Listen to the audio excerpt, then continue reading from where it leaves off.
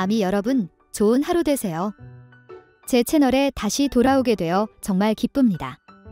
이번 영상에서는 우리 소년들, 방탄소년단에 대한 흥미로운 소식을 전해드리겠습니다. 시작하기 전에 제 채널을 구독하여 방탄소년단에 대한 최신 소식을 업데이트하는 것을 잊지 마세요. 자, 이제 이 비디오 쇼를 시작할 시간입니다.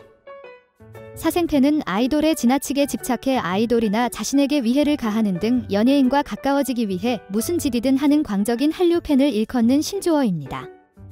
K-팝 역사상 가장 큰 그룹 중 하나인 방탄소년단은 당연히 엄청난 수의 사생팬을 보유하고 있으며 이로 인해 경호원이 있어도 모든 멤버가 위험에 처할 수 있습니다. 방탄소년단의 사생팬들이 정말 방탄소년단을 사랑하거나 존경하는 것인지 의구심을 갖게 하는 경우도 있었습니다. 다음은 심각한 사례입니다. 넘버 1. 공항의 혼돈. 공항은 사생팬들이 방탄소년단 멤버들에게 가장 쉽게 다가갈 수 있는 장소입니다. 많은 시간 동안 멤버들은 자신의 동의 없이 그 미친 팬들에게 끌려가고 만지고 밀려나곤 했습니다. 매번 경호원들이 함께했지만 그것만으로는 충분하지 않은 것 같습니다. 심지어 어떤 팬들은 멤버들의 바로 옆이나 앞에 앉아 같은 비행기를 예약하려고 시도해 방탄소년단이 바쁜 스케줄 사이를 이동하는 동안 긴장을 풀 수 없게 만들기도 했습니다. 비가 브이라이브에서 이 문제를 제기하며 사생팬들이 멤버들이 하는 일이나 가는 장소를 모두 알고 개인 시간을 침해하는 것이 매우 무서웠다고 말할 정도로 심각한 상황이었으며 이 때문에 그룹이 상업용 비행기를 타지 않게 되었다고 언급하기도 했습니다. 노팬티 소녀 사건은 방탄소년단의 공항 사생팬에 대해 이야기할 때 빼놓지 않고 언급되는 사건 중 하나입니다. 이 소녀는 빅히트 엔터테인먼트의 블랙리스트에 이름이 올랐지만 2019년 내내 소년들 주변을 배회하는 것처럼 보였습니다.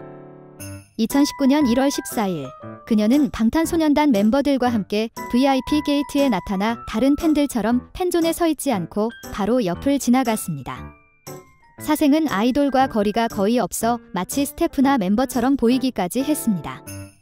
이 사건 이후 노팬티 소녀로 불리는 이유는 그녀의 옷차림에 바지가 하나도 없는 것처럼 보였기 때문입니다. 많은 팬들은 노팬티 소녀가 소년들과 다른 팬들을 괴롭힌 것이 이번이 처음이 아니며 같은 비행기를 타고 방탄소년단과 함께 공항에 나타나 여러 번 적발된 적이 있다고 지적했습니다. 넘버 2. 라이브 도중 전화.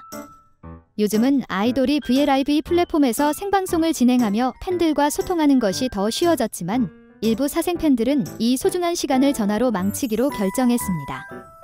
멤버들의 넘버를 불법적으로 알아내 생방송을 방해한 것은 말할 것도 없고 멤버들과 팬들 모두를 화나게 했습니다. 방탄소년단은 여러 차례 사생팬들에게 전화를 걸었고 그 중에서도 정국은 가장 가혹한 팬 중 하나였습니다. 한 브이라이브에서 모르는 넘버로 걸려온 전화를 받은 그는 사생팬들이 전화를 많이 해왔다는 말을 서슴지 않았다. 그는 곧바로 해당 넘버를 차단했는데 언제 어디서든 방해받는 것에 대해 방탄소년단 멤버가 얼마나 짜증을 내는지 알 수 있었습니다. 넘버 3. 멤버와 소통을 시도하는 경우. 사생은 아티스트의 사생활을 존중하지 않고 항상 만지려고 하기 때문에 팬이라고 불러서는 안 된다는 의견도 있습니다. 몇 년 전 한 여성이 방송 직후 슈가에게 강제로 키스를 시도하는 영상이 공개되어 많은 사람들을 경악하게 만들었습니다. 이 여성은 슈가가 그녀를 밀치고 구경꾼들이 그만두라고 말렸음에도 포기하지 않았습니다. 그 후 스태프가 들어와서 그녀와 슈가를 분리해야 했습니다. 이 사건은 사생활을 가장 중요시하는 조용하고 내성적인 멤버인 슈가를 아는 모든 아미를 화나게 했습니다. 슈가 본인도 이렇게 말했습니다. 사람들이 내 개인 공간을 침범하는 것은 나에게 좋은 일이 아니다. 그룹 다큐멘터리 쇼에서.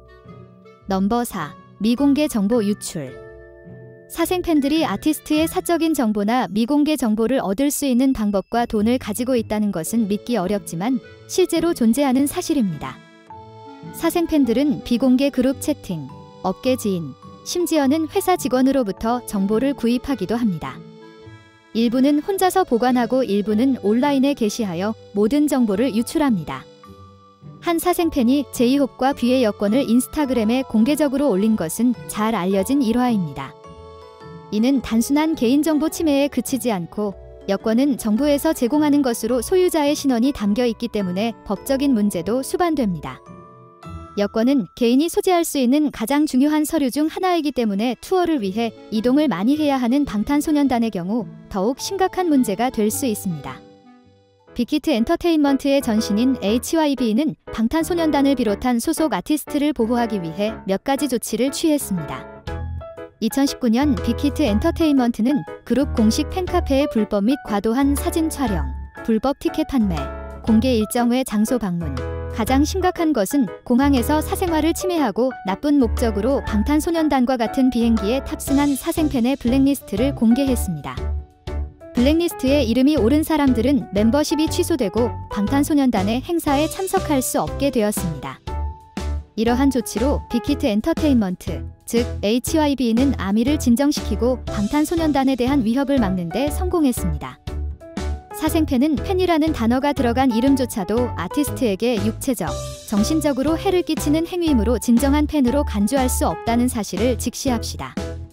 열혈 사생팬들이 방탄소년단 멤버들에게 한 행동과 이에 대한 멤버들의 반응, 그리고 그룹 회사가 어떻게 대응했는지에 대해 알아봤습니다. 여러분은 사생팬과 그들의 행동에 대해 어떻게 생각하시나요?